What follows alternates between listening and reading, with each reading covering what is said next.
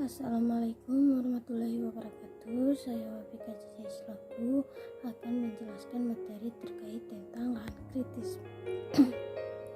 Yang pertama, konsep lahan kritis, di mana lahan kritis merupakan suatu proses yang menyebabkan produktivitas lahan menjadi rendah, baik sementara maupun tetap.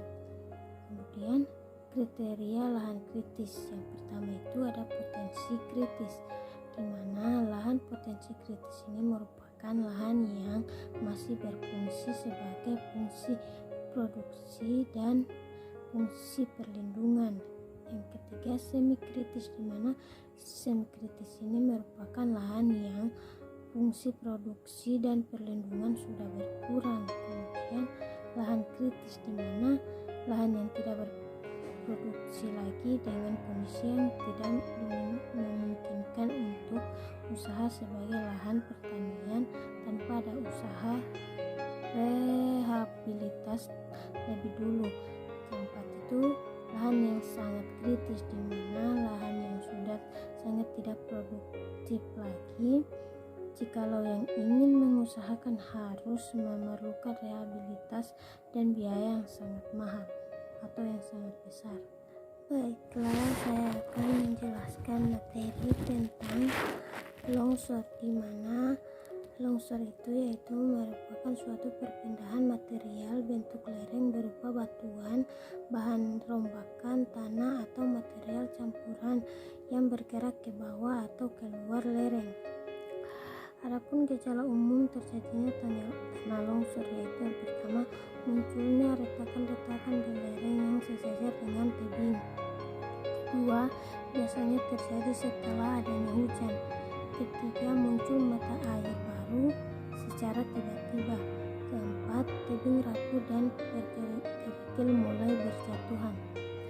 Kemudian adapun faktor-faktor penyebab terjadinya tanah longsor, yang pertama itu ada hujan, lereng terjal atau curam, kemudian ada tanah yang kurang padat dan tebal, batuan yang kurang kuat, jenis tata lahan, cetaran, adanya tambahan beban, adanya pengikisan atau erosi, itu pemotongan tebing dan penimbunan lembah, bekas longsoran lama, penggundulan hutan.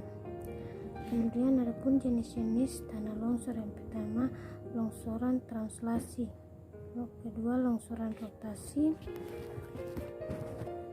yang ketiga pergerakan blok, yang keempat runtuhan batuan, yang kelima rayakan tanah, dan yang terakhir itu aliran bahan rompakan. Kemudian saya akan menjelaskan materi tentang konsep tanah dan lahan. Yang pertama, penjelasan tentang konsep tanah, di mana tanah adalah tumbuhan alami yang terdiri dari padatan atau mineral dan bahan organik, cairan dan gas yang terdapat di permukaan tanah. Kemudian tanah juga merupakan bagian dari permukaan bumi sebagai lingkungan baik yang meliputi tanah dan segala faktor yang mempengaruhi penggunaannya seperti iklim, relief, aspek geologi dan hidrologi yang terbentuk secara alami atau akibat pengaruh manusia. Adapun penjelasan mengenai konservasi lahan, di mana konservasi tanah adalah proses melindungi tanah alami dan mengembalikan tanah yang dikembangkan keadaan aslinya karena sebagian lahan hanya mengalami gangguan ringan dan sebagian lagi rusak total, maka diperlukan berbagai teknik untuk melakukan konservasi lahan. Adapun pengertian erosi dan sedimentasi.